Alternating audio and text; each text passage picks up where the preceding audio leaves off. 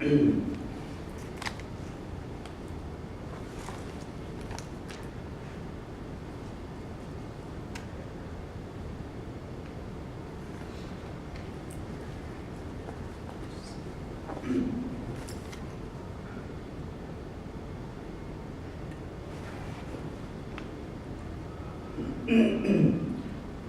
Jananim Sharadam Devim Ramakrishnam Jagadguru Pada Padme Tayo Shritva Pranamami Guru. Om Namah Shri Yatirajaya Vivekananda Suraya Satchit Sukha Swarupaya Swamini Tapahari. I offer pranams to Sri Ramakrishna, Holy Mother, and Swami Vivekananda. And I offer my namaste and good evening to all of you. And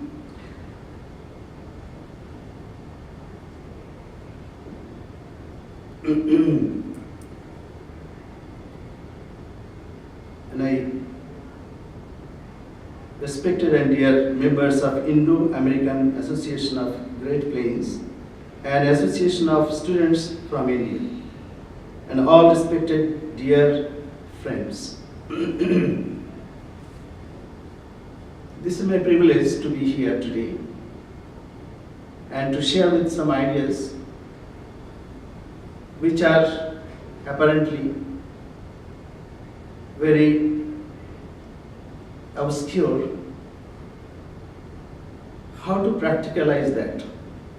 So we have topic today, transforming our mundane life into a spiritual life, a Vedantic approach. So to do that, let me first again address you as the children of the Divine Mother, the Divine Being. As our Rishis told, children of immortal bliss. Generally we feel that we are mortals. We were born and then we grew gradually, and after that we are gradually going towards death. But is it that true? And what is mundane life that we lead? And what is the spiritual life that we should live? These are the topics today. So as we know, what we call mundane life.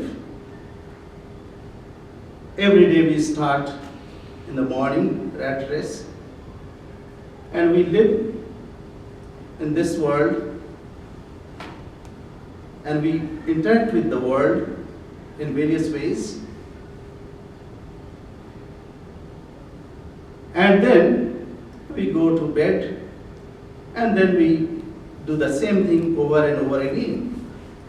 But should it be that way? Or there should be something else? So before dwelling, let us think that what is the spiritual life that we should think of. As of now, we can think this waking level, waking state of our existence. You are there, I am here. This classroom, a lecture hall. This is one kind of level that we are in. This we call waking state of our existence. We are awake and we deal with this world. And every day it is like repetition of the same thing, as it were, though it is not the same all the time. As one cannot take bath in a river twice, because river is flowing and it is all the time changing. But we have that delusion that we take bath in the same river over and over again. Similarly, we live this idea that we are living in this world, and it's the same world, though all the time it is changing. As Buddha Bhagavan said, That kshanikam, kshanikam, sarvam, kshanikam. All the time it is changing, all the time it is in a flux, all the time it is moving. But we think that we are in the same world.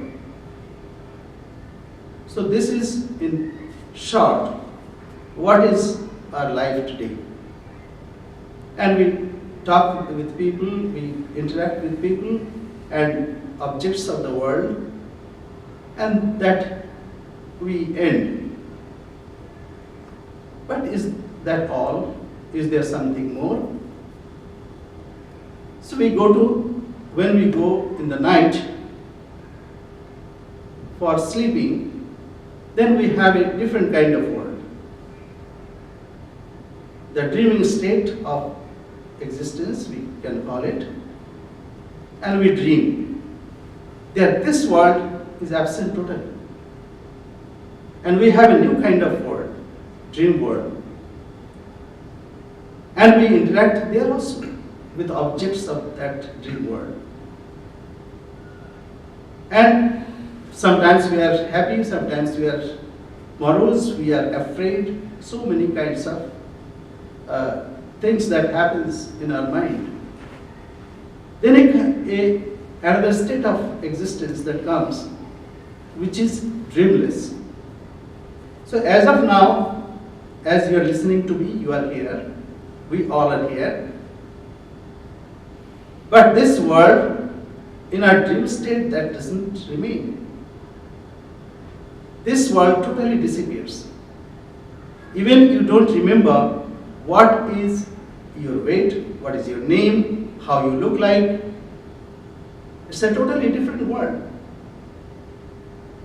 And then comes a sushupti, a dreamless state.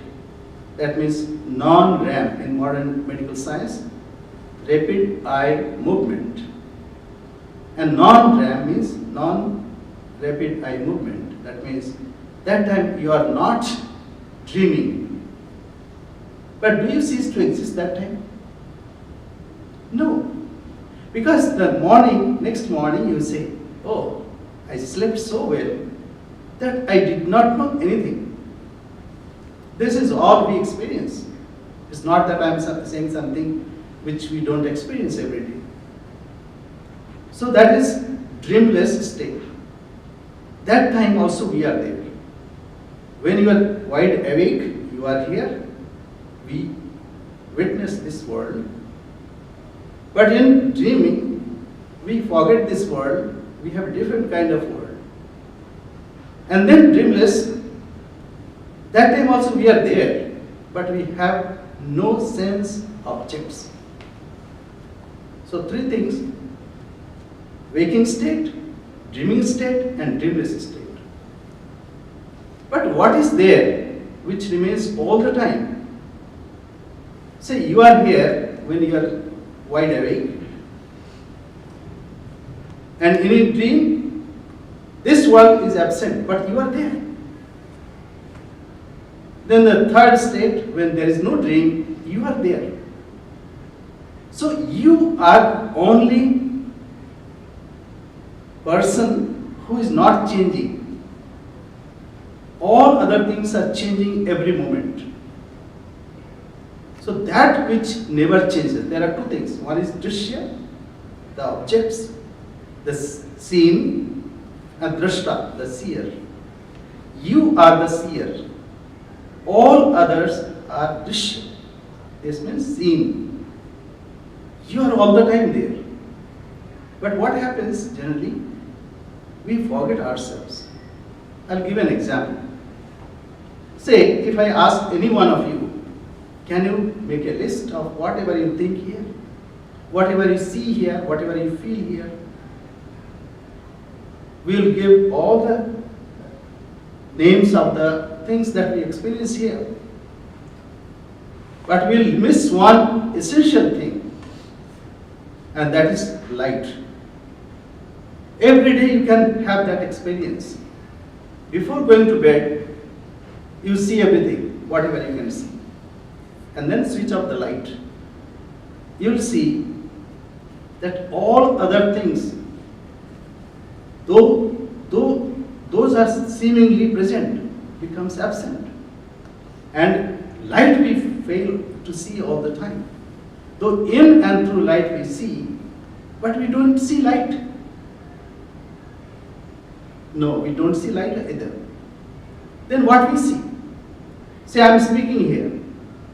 If I am unconscious, I cannot speak, I cannot see, I cannot feel this word. So it's the most important thing that it is me, the conscious being, that we fail to see all the time. So that means the apparent world, the seeming world, ephemeral world is coming and going. And we think it is permanent, but whatever is permanent, we don't see that. We are to see that which is permanent. As Guru Nanak said, Jo dishe so sakal vinashe. Whatever you see, that all are getting, say, pushing away, all are getting destructed. Jo dishe so sakal vinashe. Jo badal ki nai, like clouds come and they go away. But on which it is falling, that means that the earth that we don't see. So jo dishe so sakal vinashe, jo badal ki nai. So therefore, what is to be done? Should we be absent from here also? No, we have to take refuge at that which is permanent. We have to take hold of that which is permanent. So let us go dwell another aspect. So this, we can see this beautiful lecture hall. And everybody will say, yes, we see. So this is called gross. But behind this, some architect made a design. We don't see generally. So that is subtle. But someone asked him to draw this beautiful lecture hall so that after that it can be built. So third level is called causal. Most of the time we live in the gross world. We have our being, we move, come and have our being here. But we don't see. See, I am speaking. You can see and you can hear my speech. But I am choosing words. Those are subtle. So therefore you cannot see that. And there is a cause also. Because of that I am choosing those words. So third level is called causal. And something else is there also, which is cause of all causes. So we call it God, or we call it Brahman. So whatever we see, it is gross world. We have to transcend this gross to find the subtle and causal and ultimately the cause of all causes. Because that is our real nature. Our real nature is not whatever you see. The real nature of ocean is not waves, not bubbles. The ocean that is there. Ocean is bigger than waves. See, the architect who made this, who designed this, may have done so many others. So he has enormous capacity to do that. You have enormous capacity to do this. What Vedanta says, that you have all the strength within you, only it is not manifested. So when we say spiritual, that means spirit. Spirit means whatever is the cause of all causes. It is subtle, then subtle, subtler than subtle. As they say, flatter than the flattest flat. So it is the subtlest one, which is the commonest one. So that spiritual life we have to lead. This mundane behavior, mundane existence, we are to lead that into spiritual life. How can that be done? That's the question. So, should we stop interacting with people? No, not at all. See, Vedanta has ideal and it is loftiest. But it should be practical also. It should be immensely practical. Then it has meaning. If something which has loftiest ideal, but it cannot be practiced, how then? It is beneficial to human being. So therefore it must be beneficial also. And it should be practical, then only it is beneficial. So therefore, the Vedantic thought that everything is Brahman, all are the same Brahman or God. This is the highest thought that is possible by a human being. How that can be practicalized? That is the question. See, you are hearing my speech. I am talking to you. So this should go on. But how to deify that? If I think that you are a human being, then I am not doing that. I have to think that you are the divine. And I am speaking to divine. I am worshipping the divine through my words. You have to think that I am also listening from a divine, so that I am uplifted. So this way, whatever we do, then we are uplifted. We are practicalizing the same truth. So even science will tell you that though we see apparently so many, but in fact it's not many. Neha nanasti kinchana. Here there are not many. We all are one. Scientists will tell you that everything is made up of electron, proton, neutron, and ultimately it is energy and energy alone. So energy is being manifested in so many forms. And whatever we think that is vacant, it is not vacant, it's full.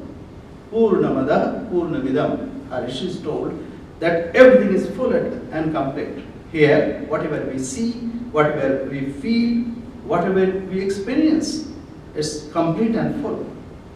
And whatever we cannot, which is beyond our perception, that is also full and complete. So we are to think this whole world is one. Now what is the advantage of it? The advantage is then we will not hate each other. The advantage is then we will uplift ourselves to the divine level, to the subtlest level. It's not mundane level where we are all the time getting destroyed. It's trailing away. This world is trailing away all the time. But we think it is permanent. So therefore, the goal of life is to have this unity experienced. As Sri Ramakrishna said, the goal of life is to experience your inner being. He called God. Your inner being, the purest being that is within. As Swami Vivekananda said, each soul is potentially divine. We all are divine. But it is in potency. We are potentially divine. To manifest this divinity is the goal of life. Our life should not be confined to eating, drinking, and merrymaking. Goal of life is to manifest and fully see in Him whatever is divine. So each soul is potentially divine, and to manifest this divinity in this world, in this life, is the goal of life. Do it by work, that means performance of work, and worship, or psychic control, or knowledge, and be free. That's the whole of religion. All religions say the same thing. No religion say that you are lower. Even Christians will say that you are made in the image of my Father. And Father in heaven is pure.